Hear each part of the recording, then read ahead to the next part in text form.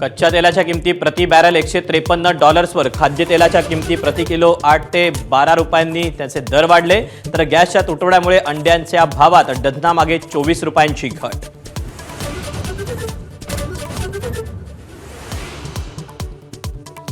राज्यभर गॅस सिलेंडरच्या काळ्या बाजाराविरोधात धडक कारवाई. 15 मार्चपर्यंत 1208 सिलेंडर जप्त. काळा बाजार करणाऱ्यांविरोधात 23 गुन्हे दाखल, 18 जणांना अटक.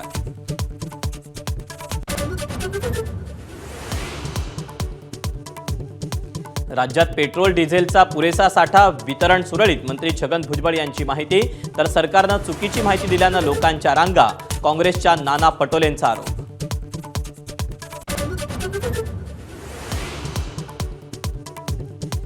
इराणचे अनेक वरिष्ठ अधिकारी इस्रायलच्या टार्गेटवर. इराणी संरक्षण प्रमुख आणि सर्वात प्रभावी अधिकारी अली लारिजानी ठार झाल्याचा इस्रायलचा दावा. इराणकडून मात्र इस्रायलच्या दाव्याला दुजोरा नाही.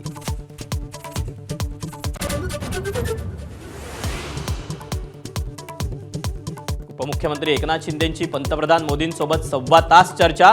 विधान परिषदेसाठी ठाकरेंना मदत करणार का, पत्रकारांचा प्रश्न. तर निवडणुका लागल्यावर बोलू, शिंदेंचं उत्तर.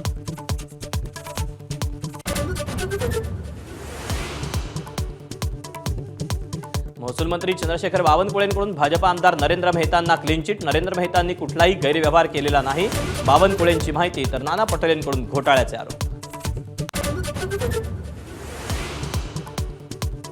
क्रिकेटपटू कुलदीप यादवच्या लग्नाचं लखनौमध्ये रिसेप्शन. जय शहा, विराट कोहली, महेंद्रसिंग धोनी, शिखर धवन, रवींद्र जाडेजा यांच्यासह 900 व्हीव्हीआयपी पाहुणे राहणार हजर.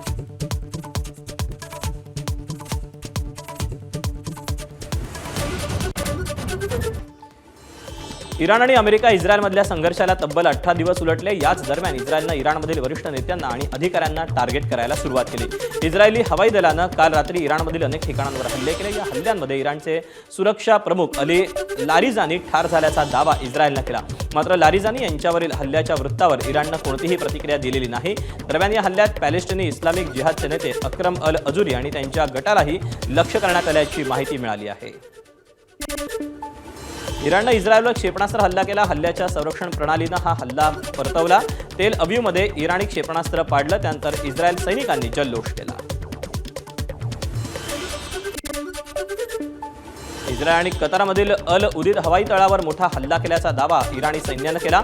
ऑपरेशन ट्रू प्रॉमिस अंतर्गत हल्ल्याची 57वी फेरी पूर्ण झाल्याचा दावा इराणनं केला. त्यात क्षेपणास्त्रांच्या माध्यमातून इस्रायलच्या कमांड, कंट्रोल आणि क्षेपणास्त्र संरक्षण ठिकाणांवर मारा करण्यात आला. कतार संरक्षण मंत्रालयाच्या दाव्यानुसार त्यांच्या एअर डिफेन्स सिस्टीमनं इराणनं डागलेल्या 14 पैकी 13 बॅलिस्टिक क्षेपणास्त्रांना हवेतच मारल्याचा दावा केला. इराणचे अनेक ड्रोन हल्लेही निष्प्रभ केल्याचा दावा करण्यात आला. संरक्षण मंत्रालयाच्या माहितीनुसार एक क्षेपणास्त्र रिकाम्या जागेत कोसळलं, त्यामुळे कोणतंही नुकसान झालेलं नाही. आखाती युद्धात इराणकडून इराकला लक्ष्य केलं जातं. युरोपियन युनियन पाठोपाठ इराकमधील अमेरिकेच्या दूतावासावर देखील इराणनं हल्ला केला. दूतावासावर इराणनं ड्रोन हल्ला केल्यानंतर अमेरिकेनं तो सी-रॅम प्रणालीनं परतवला. सी-रॅम ही ड्रोन आणि क्षेपणास्त्र विरोधी प्रणाली आहे. आखाती युद्धात युरोपियन युनियन देखील लक्ष्य झालंय. इराकची राजधानी बगदादमध्ये युरोपियन युनियनच्या मिशन मुख्यालयावर ड्रोन हल्ला झाला. हे कार्यालय बगदाद अल रशीद हॉटेलमध्ये.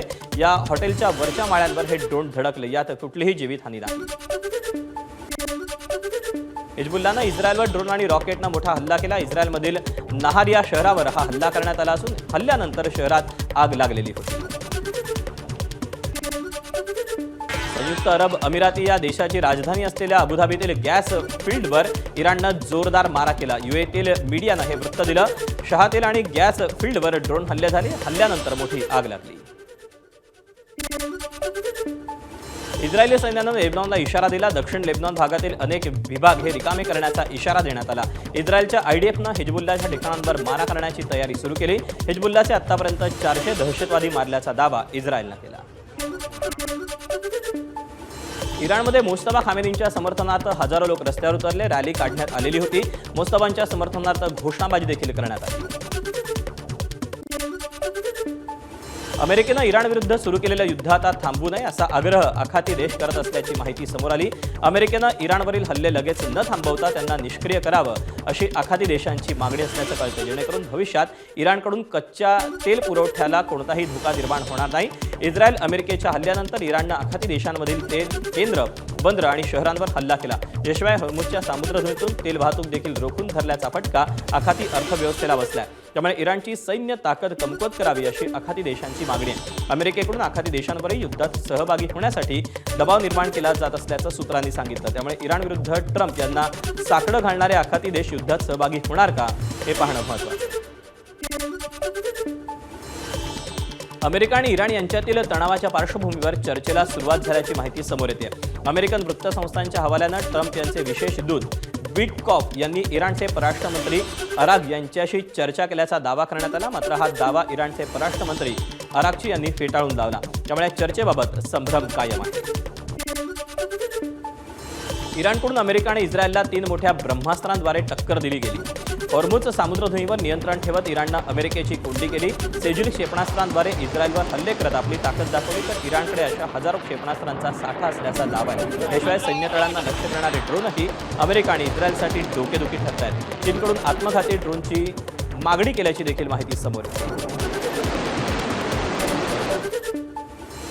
3 आठवडे उलटले तरी इराण अमेरिकेसमोर झुकायला तयार नाही। उलट इराणनं अमेरिकेचे मित्रराष्ट्र असलेल्या आखाती देशांवर हल्ले करून अमेरिकेला जेरीस आणलं। आखाती देशांवर झालेल्या इराणच्या हल्ल्यांनी आश्चर्याचा धक्का बसला असं अमेरिकेचे अध्यक्ष डोनाल्ड ट्रम्प यांनी म्हटलं।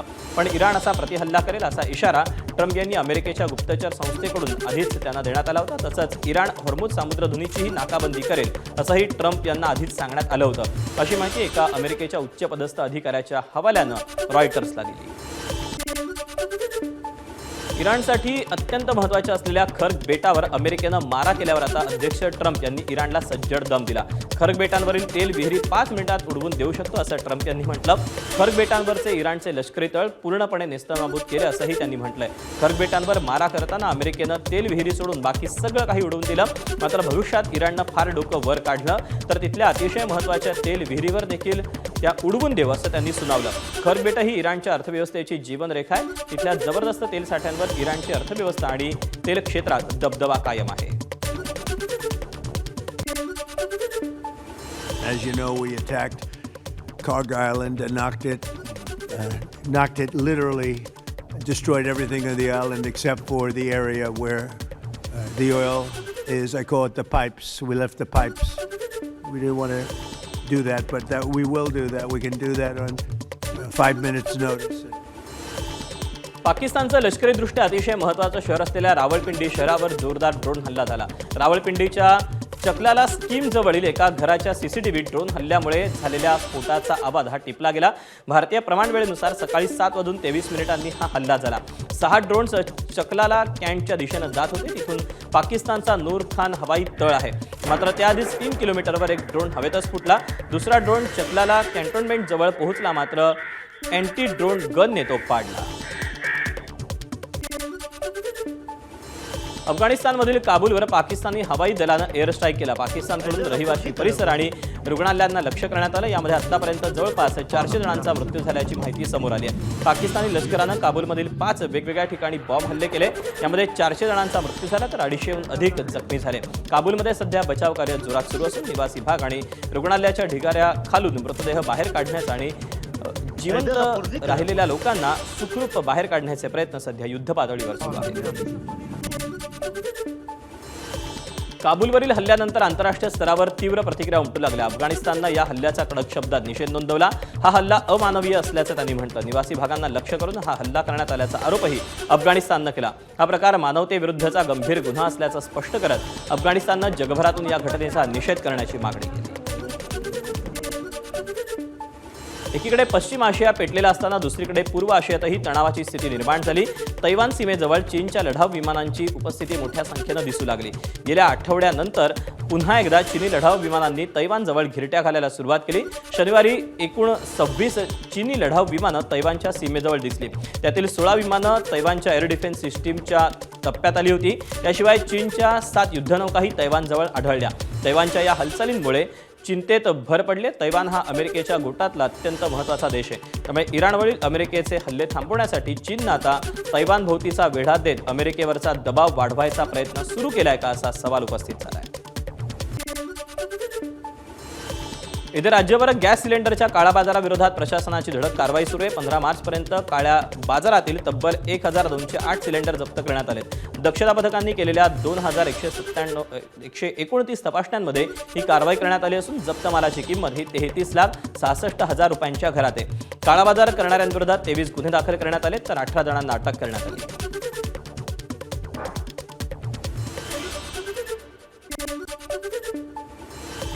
छत्रपती संभाजीनगरमध्ये 2 दिवसात घरगुती सिलेंडर व्यवसायासाठी वापरणाऱ्यांवर धाडी टाकण्यात आल्या। पुरवठा विभागाच्या 11 पथकांनी 41 सिलेंडर जप्त केले।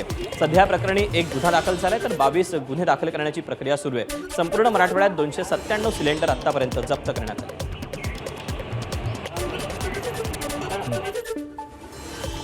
हिंगोली जिल्ह्यात गॅसचा काळा बाजार रोखण्यासाठी पुरवठा विभागाच्या पथकानं मोठी कारवाई केली। काल जिल्ह्यात 48 ठिकाणी पुरवठा विभागानं छापे टाकले असून 21 सिलेंडर जप्त केले। यामध्ये अनेक हॉटेल, खानावळी यांच्यावर देखील छापे टाकण्यात आले। घरगुती गॅसचा वापर हॉटेलमध्ये जेवण बनवण्यासाठी होत असल्याचं लक्षात येताच पुरवठा विभागानं मोठी कारवाई केली। लातूर शहरात विशेष भरारी पथकानं 9 सिलेंडर जप्त केले। शहरात सिलेंडरचा पुरवठा सुरळीत व्हावा आणि घरगुती सिलेंडरचा व्यावसायिक वापर टाळण्यासाठी 10 पथकं कार्यान्वित केली। या पथकांकडून गेल्या रविवारपासून शहरातील वेगवेगळ्या भागातील छोटी मोठी हॉटेल्स यांची अचानक तपासणी करण्यात आली। या पथकाकडून काल शहरात तपासणी दरम्यान 9 सिलेंडर जप्त करण्यात आले। या 10 पथकांमार्फत यापुढे देखील तपासणीची मोहीम सुरू राहील, अशी माहिती जिल्हा पुरवठा अधिकारी व्यंकटेश रावलोड यांनी दिली आहे।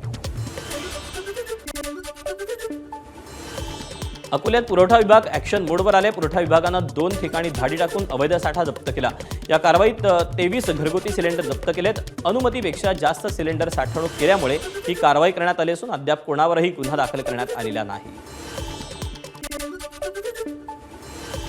नाशिकमध्ये गॅस सिलेंडरच्या काळ्या बाजारावर मोठी कारवाई करण्यात आली। सातपूर पोलीस ठाण्यामध्ये 7 जणांविरोधात गुन्हा दाखल करण्यात आला असून जिल्हा पुरवठा अधिकारी रमेश गायकवाड यांच्या पथकानं छापा टाकून हा प्रकार उघडकीस आणला। या कारवाईत जवळपास 25 लाख रुपयांचा मुद्देमाल जप्त करण्यात आला। भंडाऱ्यात पिरॅमिड इंडियन गॅस एजन्सीवर पुरवठा विभागानं छापा टाकून मोठी कारवाई केली।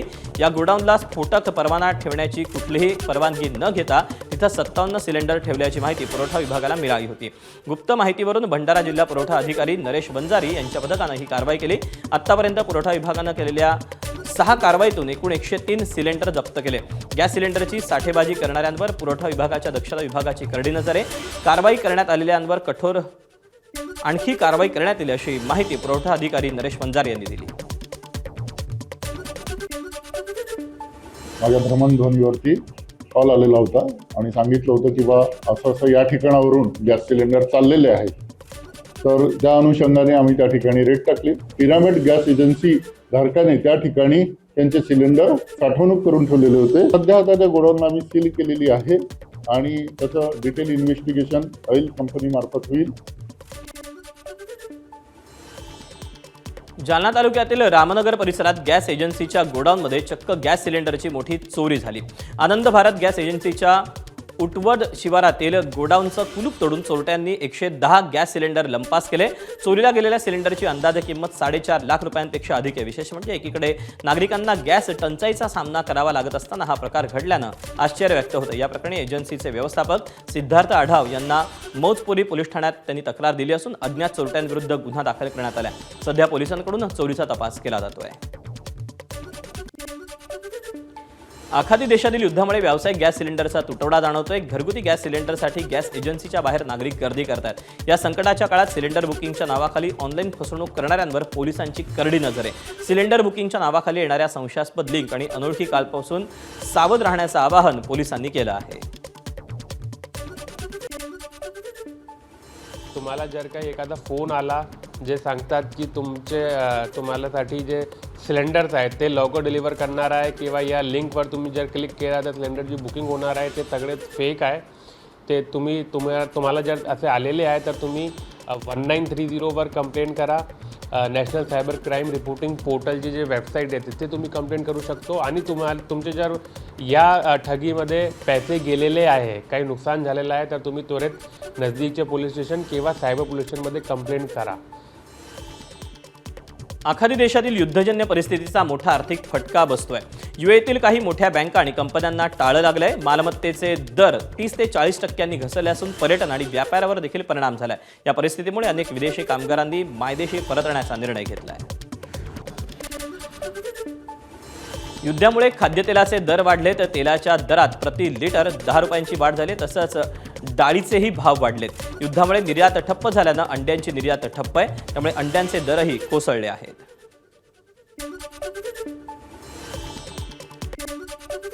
पहिलं म्हणजे सध्याच्या उन्हाळ्याच्या परिस्थितीमुळे सुद्धा अंड्याच्या कन्झम्पशनमध्ये घसरण झालेली आहे. दुसरी गोष्ट जी युद्धाची परिस्थिती सध्या आहे त्यामुळे सुद्धा तमिळनाडूमधून जो एक्सपोर्ट होणारा जो माल आहे तो सर्व माल आपल्या महाराष्ट्रामध्ये येऊन ठप्प होत आहे. त्यामुळे मार्केटची परिस्थिती घसरत चाललेली आहे. महाराष्ट्रात हळदीचं सर्वाधिक उत्पादन हिंगोली जिल्ह्यात होतं. ही हळद मोठ्या प्रमाणात आखाती देशांमध्ये निर्यात केली जाते. पण आखाती देशात सुरू असलेल्या युद्धामुळे हळदीची निर्यात पूर्णपणे बंद आहे. परिणामी हिंगोलीच्या मार्केट यार्डात हळदीचे भाव प्रति क्विंटल 2000 रुपयांनी घसरले आहेत.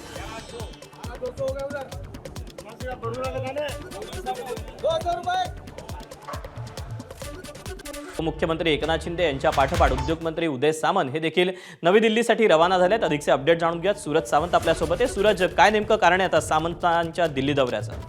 नक्कीच आपण पाहतोय की कालच एकनाथ शिंदे हे दिल्ली दौऱ्यासाठी गेले होते. पंतप्रधानांसोबत त्यांची बैठक झाली. यासोबत अनेक खासदारांच्या बैठका झाल्या आणि त्या पाठोपाठ आज उदय सामंत जे राज्याचे उद्योगमंत्री आहेत हे देखील आता दिल्लीसाठी रवाना झालेले आहेत. दिल्लीत म्हणजे केंद्रातनं काही परवानग्या या राज्यातील महत्वाच्या उद्योगधंद्यांसंदर्भात येणार असल्याचं कळत होतं आणि त्यासाठीच उदय सामंत हे आता दिल्लीसाठी रवाना झाल्याचं कळतं आहे. त्याचबरोबर काही राजकीय घडामोडी देखील तिथे घडू शकतात या संदर्भातली देखील शक्यता ही वर्तवली जाते. त्यामुळे उदय सामंत यांच्या या दिल्ली दौऱ्यातनं नेमकं काय गोष्टी समोर येतात हे पाहणं महत्वाचं आहे. मात्र काही राज्यात येणारे उद्योग आहेत त्यासाठी लागणाऱ्या ज्या परवानग्या आहेत ह्या केंद्र स्तरावरती मिळू शकतात. त्या अनुषंगानेच उद्योगमंत्री उदय सामंत हे दिल्लीसाठी रवाना झाल्याचं कळत आहे. सूरज, धन्यवाद दिलेल्या माहितीबद्दल. पुण्याच्या ओतूरमध्ये परीक्षा केंद्रात घुसून अल्पवयीन मुलाचा कोयत्यानं विद्यार्थ्यावर हल्ला. विद्यार्थ्यानं मानेवरील वार हातावर झेलल्यानं दुर्घटना टळली. चौघे पोलिसांच्या ताब्यात. Headlines brought to you by Chitale Bandhu. बुलेटिनमध्ये आपल्या सगळ्यांचं पुन्हा एकदा स्वागत. आणि यानंतर आपण पुन्हा एकदा बातम्यांचा घेऊया सुपरफास्ट आढावा महाराष्ट्र लाईव्ह मधून. राज्यात अर्थसंकल्पीय अधिवेशन सुरू असताना उपमुख्यमंत्री एकनाथ शिंदे दिल्ली दौऱ्यावर गेले. या दौऱ्यादरम्यान त्यांनी पंतप्रधान नरेंद्र मोदींची भेट घेतली. या दोघांमध्ये सखोल चर्चा झाली. सकाळी 11 ते 12:30च्या दरम्यान ही भेट पार पडली. या भेटीनंतर उपमुख्यमंत्री एकनाथ शिंदेंनी संसदेतही भेट दिली. त्यावेळी त्यांची केंद्रीय संसदीय कामकाज मंत्री आणि अल्पसंख्याक व्यवहार मंत्री किरण रिजिजू यांच्याशी भेट झाली. त्यावेळी खासदार श्रीकांत शिंदे हे देखील उपस्थित होते. या भेटीमुळे राजकीय वर्तुळात चर्चांना उधाण आलंय. आदरणीय प्रधानमंत्री नरेंद्र मोदी साहेबांना देखील भेटलो आणि त्यांच्याशी देखील महाराष्ट्रातल्या अनेक विषयावर देखील चर्चा झाली. अतिशय सकारात्मक चर्चा झालेली आहे आणि मी अधिवेशन सुरू असलं की येत असतो. त्यामुळे आज तशाच प्रकारची भेट होती, सदिच्छा भेट होती.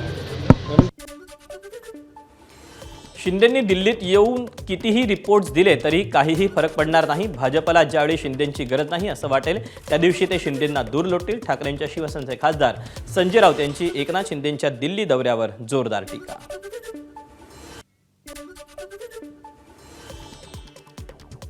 तुम्ही दिल्लीमध्ये येऊन किती रिपोर्ट्स दिले तरी त्या रिपोर्ट्सचा फार फायदा होणार नाही. कारण दिल्लीचं नेतृत्व हे भारतीय जनता पक्षाचं नेतृत्व आहे. गरज म्हणून त्यांनी तुम्हाला तिथे ठेवलं आहे. त्यांनी निर्माण केलेले तुमचे पक्ष आहेत. ज्या क्षणी त्यांना वाटेल तुमची गरज संपली त्या क्षणी तुम्हाला ते मोडीत काढतील.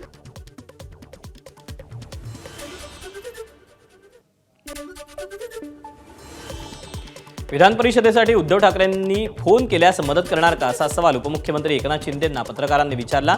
त्यावर उत्तर देताना एकनाथ शिंदेंनी विधान परिषदेच्या निवडणुका लागल्यावर बघू असं उत्तर दिलं.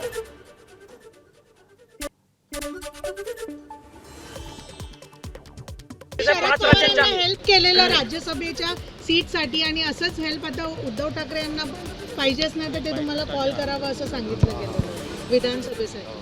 विधान परिषद राज्यसभा ही निवडणूक होऊन गेलेली आहे. आता विधान परिषद येईल निवडणूक तेव्हा पाहू.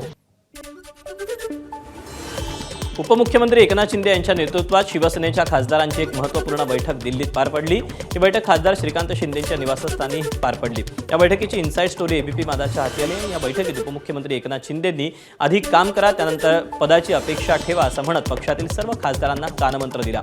तसंच पुढे बोलताना तुम्ही सर्व दिल्लीत असलात तरी आपलं तुमच्या कामांवर लक्ष असल्याचं म्हणत शिंदेंनी खासदारांना इशाराही दिला.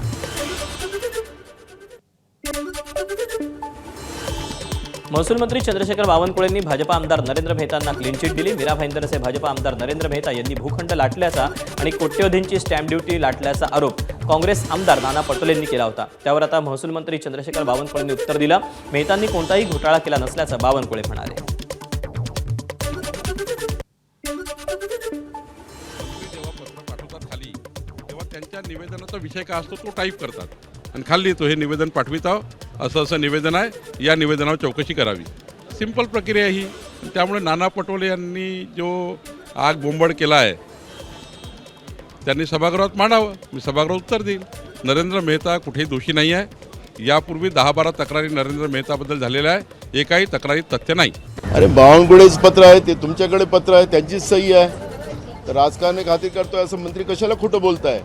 तुम्हीच तुमच्या आमदाराला नरेंद्र मेहताला जमीन माफिया म्हटलेलं आहे. तुमचंच पत्राचं हेडिंग तेच आहे. मग याला आम्ही राजकारण काय करायचं आहे? तुमचंच पत्र आहे, ते पत्र तुमच्या सगळ्यांजवळ आहे. तर मंत्री चंद्रशेखर बावनकुळे स्वतःच खोटं बोलत आहे. म्हणजे आता असं म्हणतं आता विधानसभेत आम्ही प्रश्न विचारणार आहे आणि विधानसभेतही हे पत्र आम्ही दाखवणार आहे. चंद्रशेखर बावनकुळेंनी सांगावं की आम्ही राजकारण करतोय की तुम्हीच हे पत्र लिहिलेलं आहे. नाना पटोलेंनी भाजपा आमदार नरेंद्र मेहतांवरचे सर्व आरोप फेटाळले. तर नाना पटोलेंचे आरोप बिनबुडाचे असून त्यांच्याकडे कोणतेही पुरावे नसल्याचं नरेंद्र मेहतांनी म्हटलं.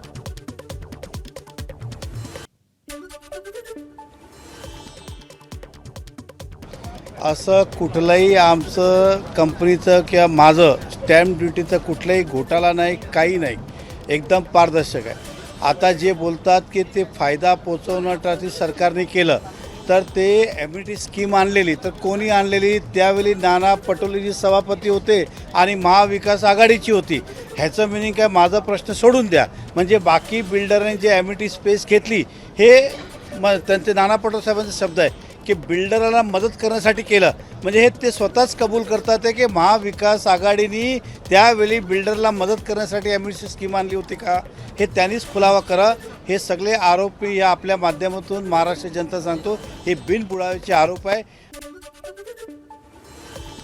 बारामतीतील अजित पवारांच्या अपघाती निधनाला 1.5 महिना पूर्ण झाला. मात्र तपास योग्य पद्धतीनं होत नसल्यामुळे आमदार रोहित पवार यांनी अनेक मंत्री आमदारांच्या भेटीगाठी घेतल्या.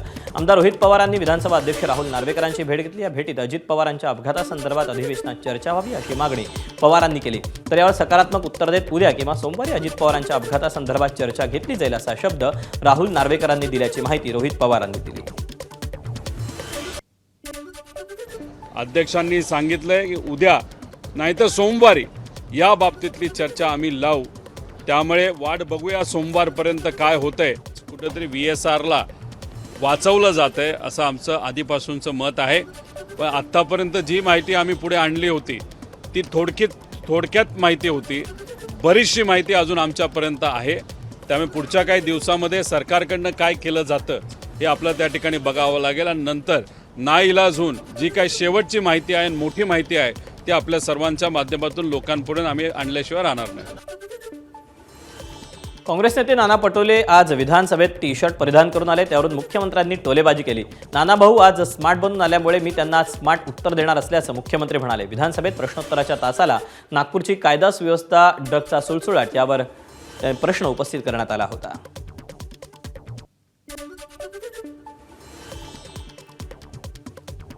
पासपोर्ट बनवून मोठ्या प्रमाणात प्रवास करणारी लोक आपण पाहतो आहे. आणि तो पासपोर्ट असं असते माननीय मुख्यमंत्री महोदय, जसं तुम्ही सांगितलं की ज्याच्याकडे किरायाने ते राहतात, या हॉटेल्समध्ये राहतात, तर त्यांना तो पासपोर्ट पोलिसांना त्याची सगळी माहिती द्यावी असं आपण म्हणालात. पण हे नकली पासपोर्ट तर आपल्याला एअरपोर्टला सुद्धा ते लोक त्याला खरं मानूनच ते इकडे प्रवास करतात, असं एक आपल्याला निदर्शनास आलं. एक दुसरं महत्त्वाचं की आतापर्यंत असे विदेशी लोक यांनी अशा किती लोकांवर कारवाई आपण आतापर्यंत केली आणि त्यांच्यावर कारवाई करत असताना कुठले कुठले गुन्हे दाखल करून काय स्थिती आता ती. राज्यातील स्थानिक स्वराज्य संस्थांमध्ये मोठा बदल करण्यात आला. जिल्हा परिषद आणि पंचायत समित्यांमध्ये स्वीकृत सदस्यांची तरतूद करण्यात आली. ग्रामविकास मंत्री जयकुमार गोरे यांनी मांडलेलं विधेयक विधानसभेत मंजूर झालं असून या सदस्यांची निवड पक्ष किंवा गटाच्या संख्यानुसार केली जाणार आहे. दरम्यान स्वीकृत सदस्यांना मतदानाचा अधिकार किंवा निधी मिळावा अशी मागणी काही आमदारांकडून करण्यात येते.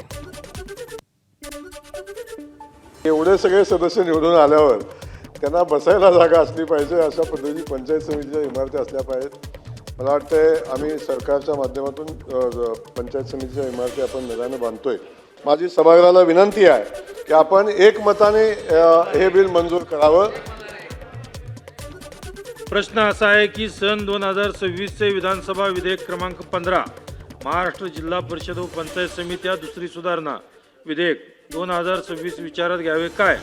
अनुकूल असतील त्यांनी होय म्हणावे, प्रतिकूल असतील त्यांनी नाही म्हणावे.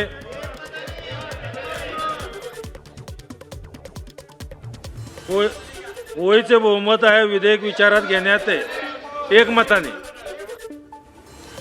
कोल्हापूर जिल्हा परिषद अध्यक्षपदासाठी राष्ट्रवादीच्या शिल्पा खोत यांची निवड झाली, तर उपाध्यक्षपदी भाजपचे तानाजी पाटील बिनविरोध निवडून आले. शिल्पा खोत या कागल तालुक्यातील सेनापती कापशे जिल्हा परिषद मतदारसंघातून निवडून आल्या, तर गडमुडशिंगी जिल्हा परिषदेतून निवडून आलेले तानाजी पाटील महाडिक गटाचे कट्टर समर्थक मानले जातात. महायुतीच्या गोटातून एक महत्त्वपूर्ण बातमी. परभणी जिल्हा परिषदेत सत्ता स्थापनेचा महायुतीतला तिढा सुटला. महायुतीतील तिन्ही पक्ष मिळून परभणी जिल्हा परिषदेवर सत्ता स्थापन करणार आहेत. परभणी जिल्हा परिषदेमध्ये अध्यक्षपद भाजपकडे राहील, उपाध्यक्षपद राष्ट्रवादी काँग्रेसकडे राहील. याशिवाय इतर समित्यांमध्ये शिवसेनेला सामावून घेणार असल्याची माहिती भाजपचे प्रदेशाध्यक्ष रवींद्र चव्हाण यांनी दिली. जिल्हा परिषदेमध्ये सुद्धा महायुतीमध्येच परभणीमध्ये यानंतरच्या काळामध्ये काम करावं आणि त्यामुळे परभणी जिल्हा परिषदेचा अध्यक्ष हे भारतीय जनता पार्टीकडे राहील. उपाध्यक्ष हे पद जे आहे ते राष्ट्रवादी पक्षाकडे राहील. छत्रपती संभाजीनगरच्या जिल्हा परिषदेत अध्यक्ष कोणाचा होणार याकडे सगळ्यांचं लक्ष लागले. भाजपचे 23, शिंदेंच्या शिवसेनेचे 21 असे उमेदवार विजयी झाले. 9 सदस्य असलेली ठाकरेंची शिवसेना किंगमेकर ठरू शकते. त्यातच संभाजीनगर जिल्हा परिषदेत एकनाथ शिंदे यांची शिवसेना ठाकरेंची एकत्र येणार अशी चर्चा सध्या सुरू झाली आहे. आम्हाला ना भाजप दूरचा ना शिंदेंची शिवसेना दूरची असं वक्तव्य अंबादास दानवेंनी केलं. जिल्हा परिषद अध्यक्ष उपाध्यक्षपदाच्या निवडणुकीच्या काही तासांपूर्वी दानवेंचं हे वक्तव्य भुवया उंचावणार आहे. आमचे सदस्य म्हणतात सत्तेत सहभागी व्हावं असंही दानवेंनी म्हटलंय. पण सगळ्यांची मेंटॅलिटी अशी की सत्तेत सहभागी व्हा. कोणासोबत पण चला, भाजपसोबत चला नाही तर शिंदेसोबत चला, पण कोणासोबत चला असं सगळेच लोक मत व्यक्त करतात. त्यांच्या मताचा विचार होऊ शकेल उद्या? करावं लागेल असं मला तरी वाटतं. मी या संदर्भात मान्य पक्षप्रमुखांशी निश्चित चर्चा करेल, परंतु या परिस्थितीमध्ये या सगळ्या विषयाचा विचार करावा लागेल अशी स्थिती आहे. हे पहा, आम्हाला भारतीय जनता पार्टी असो की एकनाथ शिंदे असो, आम्हाला दोघे त्या मानानं आम्ही दोघांच्यापासून तेवढ्याच अंतरावर आहे. आमचं असं कोणी नाही की हा फार दूर आहे हा फार दूर आहे किंवा हा फार जवळ आहे तो फार जवळ आहे, असं आमच्या मनात मुळीच नाही आहे. म्हणजे दूरही नाही जवळही नाही. बिलकुल. मग राजकारणात काही शक्य आहे का? नाही शक्य. का शक्य नाही? काही शक्य होऊ शकते, त्याला काय. चिपळूण नगर परिषद प्रशासनाच्या कारभाराविरोधात काँग्रेस आक्रमक झाली. एका विकास कामाची माहिती देणाऱ्या फलकावर भाजप जिल्हाध्यक्षांचं नाव टाकल्यानं काँग्रेसनं थेट मुख्याधिकाऱ्यांना जाब विचारला. शासकीय कामाच्या फलकावर राजकीय पक्षाच्या पदाधिकाऱ्याचं नाव टाकणं चुकीचं असल्याचं काँग्रेसच्या कार्यकर्त्यांनी म्हटलं. काँग्रेस पदाधिकाऱ्यांच्या प्रश्नावर मुख्याधिकारी निरुत्तर झाले, मात्र कायदेशीर बाबी तपासून कारवाई करण्याचे आदेश देण्याचं त्यांनी आश्वासन दिलं. मुंबईत जलमेट्रो प्रकल्पाला गती देण्यासाठी मुख्यमंत्र्यांच्या अध्यक्षतेखाली महत्त्वाची बैठक पार पडली. राज्यात सध्या 125 किलोमीटर जलवाहतूक सुरू असून येत्या काळात आणखी 215 किलोमीटरपर्यंत विस्तार करण्याचा सरकारचा मानस आहे. यासाठी 11 नव्या मार्गांवर 24 टर्मिनल उभारले जाणार असून जवळपास 6,500 कोटी रुपयांचा खर्च अपेक्षित आहे. हा प्रकल्प 3 टप्प्यात पुढील 3 वर्षात पूर्ण करण्याचं उद्दिष्ट ठेवण्यात आलं आहे. जलवाहतुकीसाठी कमांड अँड कंट्रोल सेंटर उभारण्यासोबतच बोटी महाराष्ट्रातील शिपयार्डमध्येच तयार करण्याचे निर्देशही देण्यात आलेले आहेत. कोकणातील आंबा आणि काजू उत्पादकांना सरकारकडून मोठा दिलासा मिळण्याची शक्यता आहे. अधिवेशन कालावधीत नुकसानग्रस्त शेतकऱ्यांसाठी मदत जाहीर होणार असल्याची माहिती समोर येते. मुख्यमंत्री देवेंद्र फडणवीस यांनी बैठकीत शेतकऱ्यांना वाऱ्यावर सोडणार नाही अशी ग्वाही दिली. या बैठकीला खासदार नारायण राणे, मंत्री नितेश राणे, उदय सामंत यांच्यासह कोकणातील लोकप्रतिनिधी उपस्थित होते.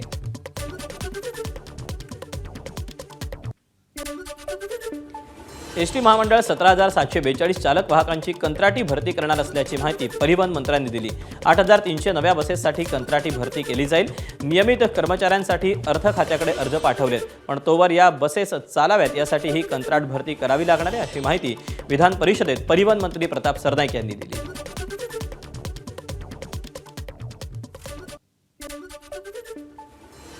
जुने 14,000पेक्षा अधिक असलेल्या बसेसवर असलेले ड्रायव्हर कंडक्टर यांची संख्या अपुरी असल्या कारणानं राज्य शासनाकडे आम्ही जवळजवळ 17,742 नवीन भरती महामंडळाच्या माध्यमातून करण्यात यावी अशा प्रकारचा प्रस्ताव पाठवलेला आहे. ज्या आता नवीन बसेस येणार आहेत 3,000 प्लस 8,000 5,000 अशा 8,300 बसेस ज्या येणार आहेत त्यावर कंडक्टर आणि ड्रायव्हरची भरती न केल्यामुळे त्या बसेस तशाच उभ्या राहू नये यासाठी आम्ही काही तात्पुरत्या स्वरूपामध्ये कॉन्ट्रॅक्टमध्ये आम्ही कामगार घेणार आहोत ही वस्तुस्थिती आहे. नाशिकच्या तपोवन परिसरात झाडांवर जादू टोण्यासारखे अंधश्रद्धेचे प्रकार आढळल्यानं खळबळ माजली. झाडांवर काळ्या बाहुल्या, खिळे लावल्याचा प्रकार समोर आल्यानंतर अंधश्रद्धा निर्मूलन समितीनं तात्काळ धाव घेतली. पर्यावरणप्रेमींनी खिळेमुक्त वृक्ष अभियानातून हा प्रकार उघडकीस आणला. नागरिकांनी अशा प्रकारांना घाबरू नये आणि तपोवनाचं पावित्र्य राखावं असं आवाहन अंधश्रद्धा निर्मूलन समितीकडून करण्यात आलं. काही झाडांना जादू टोनासारखे प्रकार केलेले आढळते. तर या ठिकाणी तपोवनामध्ये काही झाडांना, विशेषतः बाबळीच्या झाडांना काळ्या बाहुल्या लावलेल्या होत्या. काही ठिकाणी चिठ्ठ्या लिहिलेल्या लावून त्या ठिकाणी लावलेल्या आढळल्या होत्या. तर महाराष्ट्र अंधश्रद्धा निर्मूलन समितीच्या वतीनं या ठिकाणी प्रबोधन करण्यात आले व त्या ज्या काळ्या बाहुल्या होत्या त्या काढून टाकण्यात आले. मुंबईच्या मरोळ नाक्यामध्ये पोलीस भरतीसाठी मोठ्या संख्येने उमेदवार दाखल झाले. फिजिकल परीक्षेसाठी हे सगळे तरुण दाखल झाले. मात्र ऐनवेळी परीक्षेसाठी न घेतल्यानं विद्यार्थ्यांनी रस्ता अडवून गोंधळ घालायला सुरुवात केली. परीक्षा आधीच 10वीचा भूगोल पेपर फुटल्याची बातमी समोर आली. सांगोल्यामध्ये सांगोला विद्या मंदिर प्रशालेतून भूगोलाच्या तब्बल 50 प्रश्नपत्रिका चोरीला गेल्या. स्ट्रॉंग रूमचं कुलूप तोडून 50 प्रश्नपत्रिका चोरीला गेल्या. या पेपर फुटी प्रकरणाची पोलिसांकडून दखल घेऊन चौकशी करण्यात आली. या तपासातून शाळेतील CCTV कॅमेरे बंद असल्याची देखील माहिती समोर आली आहे. क्वेश्चन पेपरच्या गठ्ठ्यातून 2 पॅकेट्स घेऊन गेलेले आहे आणि त्यामध्ये 50 क्वेश्चन पेपर आहे अशी प्राथमिक माहिती आम्हाला मिळालेली आहे शिक्षण विभागाकडून. आम्ही इथे पाहणी केली तर ज्या रूममध्ये ते गठ्ठे ठेवण्यात आले होते क्वेश्चन पेपरचे त्या रूमला जे लॉक लावलेलं आहे ते लॉक कटरने कट केलेलं आम्हाला आढळून आलेलं आहे. आम्ही आमचे फॉरेन्सिक एक्सपर्ट, डॉग स्क्वॉड आणि फिंगरप्रिंट एक्सपर्ट यांना बोलवलेलं आहे आणि त्यांच्या मार्फतीने आणि आमच्या लोकल पोलीस स्टेशनची टीम आणि आमची लोकल क्राईम ब्रांचची टीम यांच्या मार्फतीने पुढील तपास करत आहोत. साताऱ्यातील एक 3 महिन्यांची गोंडस चिमुकली सध्या संपूर्ण महाराष्ट्राच्या मनावर अधिराज्य गाजवते. कारण ती दिसते साक्षात महालक्ष्मीच्या रूपात. कोल्हापूरच्या महालक्ष्मीचा साज चढवलेली ही चिमुकली, तिचं निरागस हास्य, ते गोंडस एक्सप्रेशन हे पाहताना क्षणभर वाटतं जणू देवीच आपल्यासमोर अवतरली. साताऱ्याची असलेली ही गोंडस परी आईबाबांसोबत फोटोशूटसाठी स्टुडिओमध्ये गेली आणि तिथे कॅमेऱ्यासमोर तिनं दिलेलं क्यूट एक्सप्रेशन आता सोशल मीडियावर तुफान व्हायरल झालंय.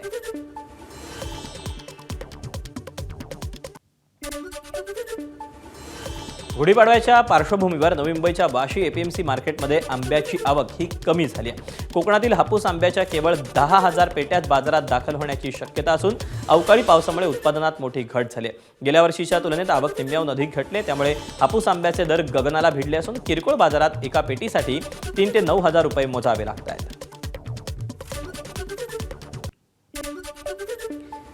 यावर्षी मार्च महिन्याच्या पंधरवड्यातच मालेगावच्या तापमानाचा पारा 40 अंशांवर पोहोचला. उन्हाच्या झळा नागरिकांना बसतायत. सामान्य रुग्णालयात रुग्णांसाठी स्वतंत्र कक्ष सुरू करण्यात आलाय. दुपारी 12 ते 4च्या दरम्यान बाहेर जाणं टाळावं, विशेष काळजी घ्यावी असं आवाहन वैद्यकीय अधिकाऱ्यांनी केलं आहे. धुळे जिल्ह्यात वाढत्या उष्णतेचा फटका शेतकऱ्यांना बसला. तापमान 39 अंशांवर पोहोचल्यानं पिकांचं मोठं नुकसान होत आहे. निमसरीचे शेतकरी दिनेश पाटील यांच्या 5 एकरातील टरबूज पिकाला उन्हाचा फटका बसला. संपूर्ण पीक खराब झाले. जवळपास 3 लाखांचा खर्च करूनही अपेक्षित उत्पादन हाती आलं नाही. हातातोंडाशी आलेला घास हा हिरावल्यानं शेतकरी आर्थिक संकटात सापडला आहे. नाशिकमध्ये गंगापूर रोडमध्ये डॉक्टर मनीषा जेजूरकर यांच्या आत्महत्येप्रकरणी संशयित आरोपी डॉक्टर निलेश जेजूरकर अद्याप फरार आहे. पोलिसांकडून त्याचा शोध घेतला जातोय. मनीषा जेजूरकर ज्या ठिकाणी मृत अवस्थेत आढळून आल्या त्याच ठिकाणी 2 वापरलेल्या सिरिंज आणि 1 चाकू आढळून आल्याचं वकिलांनी सांगितलं. पोलीस तपासामध्ये त्या ठिकाणी घटनास्थळावर सिरिंज आणि युज्ड सुई असं सापडलेलं आहे. त्यामुळे याच्यामध्ये घातपाताचा देखील प्रकार असू शकतो.